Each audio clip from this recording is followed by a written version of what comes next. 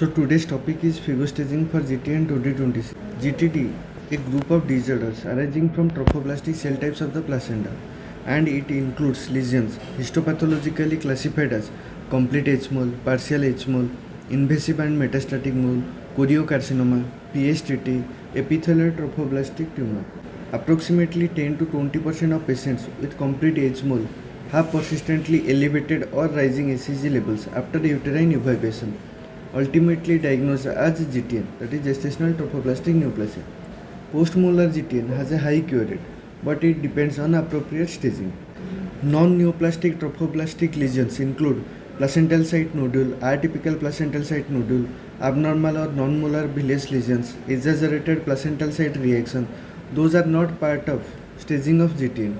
They represent important differential diagnosis for hydatidiform mole and GTN, and they are not malignant. It has been reported that 10 to 15% of atypical placental site nodule may coexist with or progress to PSTT or ETT. Criteria for the diagnosis of GTN 2026.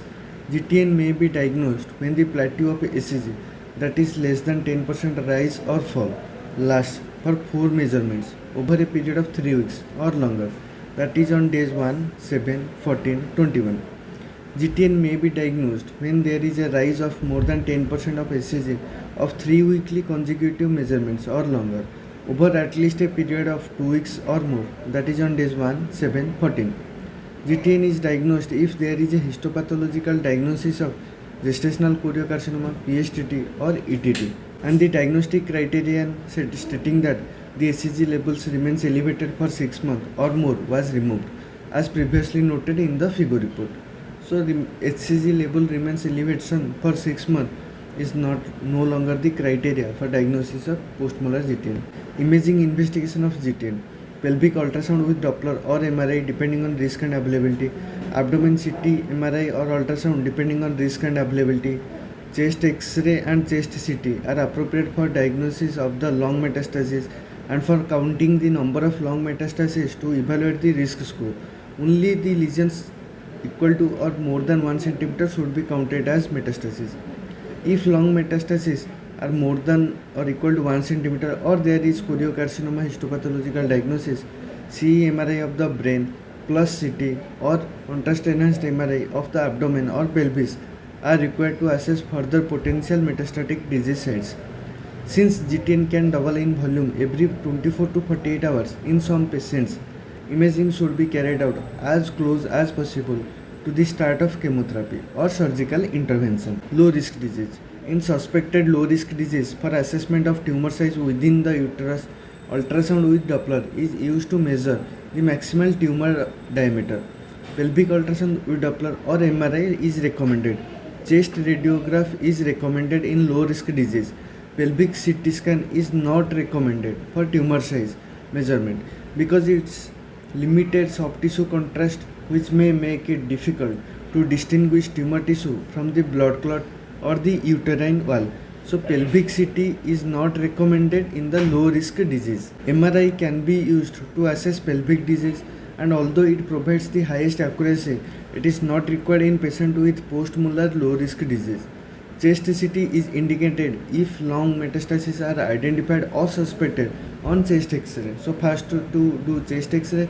If there is lung metastasis or there is suspicion, then to do chest CT in low risk cases. If lung metastasis measuring 1 cm or more are detected on chest X-ray or chest CT, then brain MRI together with abdominal CT or MRI is recommended to assess for additional metastatic site. Pulmonary micrometastases have not been shown to affect treatment outcomes and therefore should not be used in determining the stage or risk score. So pulmonary micrometastasis is not included. The inclusion criteria is the 1 cm size. In cases with very high HCG concentration, that is more than 4 lakh, the risk of metastasis at other side is increased, even in the absence of metastasis on chest X-ray, and additional imaging may be considered. Although it is low risk group, but very high HCG more than 4 lakh is an indication of metastasis evaluation. High risk disease. For suspected high risk disease and in any patient diagnosed with choriocarcinoma, More extensive investigation are required using contrast enhanced MRI of the brain and pelvis together with the CT of chest and abdomen. MRI is the preferred imaging modality for assessment of the brain. CT of the brain should be reserved for acute situations when MRI is not immediately available. For abdominal assessment, ultrasound may have a role in low resource setting. However, it is insufficient for evaluation of liver metastasis. For staging purposes, CECT should be the first line modality for detection of liver metastasis. MRI, preferably with IV contrast, reserved as a problem solving tool for cases in which CT contrast is contraindicated. For staging of PSTT or ETT, contrast enhanced pelvic MRI should be made mandatory for accurate assessment of myometrial and parametrial involvement. As PSTT and ETT tendency of this tumor towards local invasion rather than the widespread metastasis. So to know the local invasion, that is myometrial and parametrial involvement, contrast enhanced pelvic MRI is preferred in PSTT or ETT. Ultrasound and CT are insufficient for local staging. In cases with very high HCG concentration, that is more than 4 lakh, the risk of metastasis at other side is increased. Even in the absence of metastasis on chest X-ray, additional imaging may be considered, and PET-CT should not be performed routinely but may be considered in patients with high risk GTN. So not a routine indication to do PET-CT, but in high risk GTN you can consider. Placental site trophoblastic tumor or epithelial trophoblastic tumor, contrast enhanced pelvic MRI should be mandatory to know the assessment of myometrial and parametrial invasion, and ultrasound or CT are not sufficient for staging in PSTT or ETT. Timing of investigation.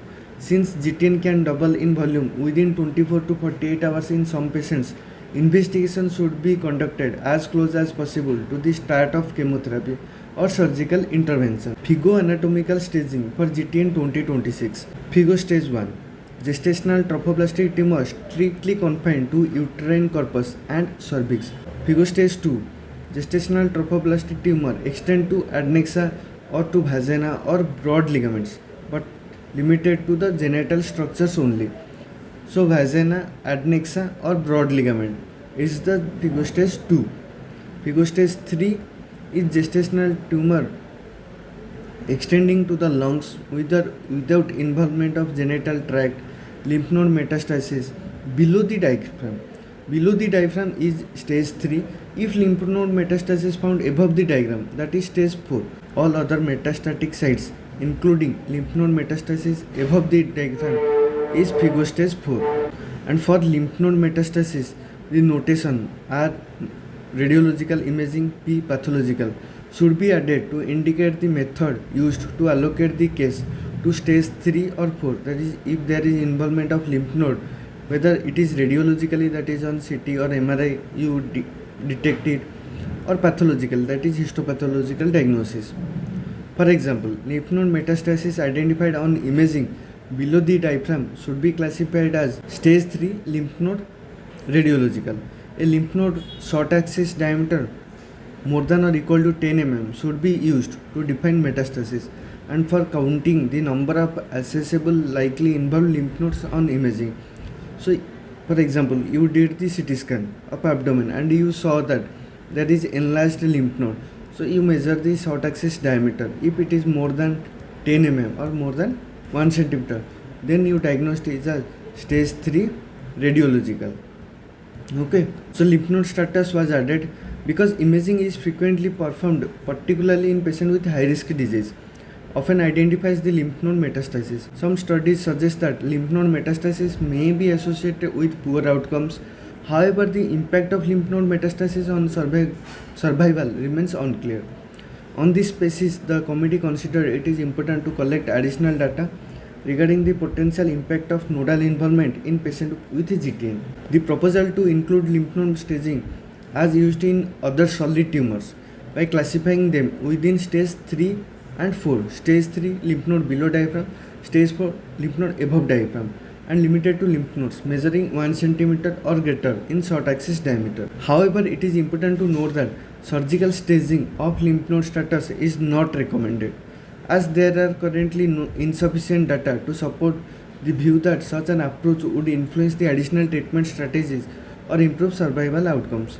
GTN spreads mainly via the hematogenous route. So similar to staging in cervical cancer, lymph node metastasis should include the notation, that is whether it is R imaging or P pathology, to indicate basis on which findings are used to allocate the case to stage 3 or 4. For example, lymph node metastasis identified on imaging below the diaphragm should be designated as stage 3 lymph node R. The imaging modality or pathological technique used should always be documented. A lymph node short axis diameter larger than 10 mm on imaging is suggested as the threshold for defining accessible likely involved lymph node. So risk score according to the prognostic factor, 7 prognostic factor, and score allocated is 0, 1, 2, 4. For example, age group. If less than 40, then 0 score is given. If more than or equal to 40, then score 1 is to give. Antecedent pregnancy, that is before the diagnosis of GTN, what was the pregnancy? Whether it was HMOL, then score 0. Whether it was abortion, miscarriage or ectopic, then score 1. Whether it was term pregnancy, then score 2. Interval month from index pregnancy, whether within 4 months it was diagnosed, or 4 to 6 months, or 7 to 12 months, or more than 12 months. Less than 4 months 0, 4 to 6 months 1, 7 to 12 months 2, more than 12 months 4. Pre-treatment SCG levels, less than 1000 score 0, 1000 to 10,000 score 1, 10,000 to 1 lakh score 2, more than or equal to 1 lakh score 4.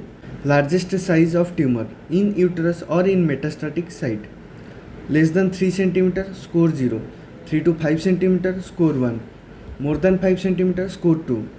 Site of metastasis, if lung or vagina is involved, then score 0. Spleen or kidney is involved, score 1. GI tract is involved, score 2. Brain or liver is involved, score 4. Number of metastasis identified. Number of metastasis identified 1 to 4, then score 1. 5 to 8 metastasis identified, then score 2. More than 8 metastasis identified, score 4. So age refers to the age of the patient at diagnosis of GTN, and if there has been more than one previous pregnancy, the most recent pregnancy including the current pregnancy should be assigned as the index antecedent pregnancy. SCG level used should be value measured at the diagnosis of GTN and before initiation of treatment, whether surgical, that is after hysterectomy or lobectomy, or medical. The SCG level measured before evacuation of molar pregnancy, which is not GTN, should not be used as the reference value or for calculation of the risk score, as GTN can double in volume every 24 to 48 hours in some patients. Serum SCG measurement should be carried out as close as possible to start of chemotherapy or surgical intervention. Assessment of tumor size should include both uterine and metastatic lesions. Measurement should relate to tumor size rather than the uterine size. As GTN can double in volume every 24 to 48 hours in some patients, imaging should be carried out as close as possible to the start of chemotherapy or surgical intervention. The uterus is not considered as a metastatic site, whereas ectopic choriocarcinoma should be considered as a primary site. Uterine tumors should not be included when counting the number of metastases. Vaginal metastasis should be assessed both clinically and by imaging. Lung metastasis measuring more than or 1 cm can be counted using either chest CT or chest radiograph. The tumor size should be measured rather than the uterus size to differentiate tumor tissue from blood clot. And tumor size can be assessed using MRI, ultrasound with Doppler or pathology, whereas CT should not be used to assess the tumor size in uterus. If there has been more than one previous pregnancy, the most recent pregnancy should be designated as the index antecedent pregnancy.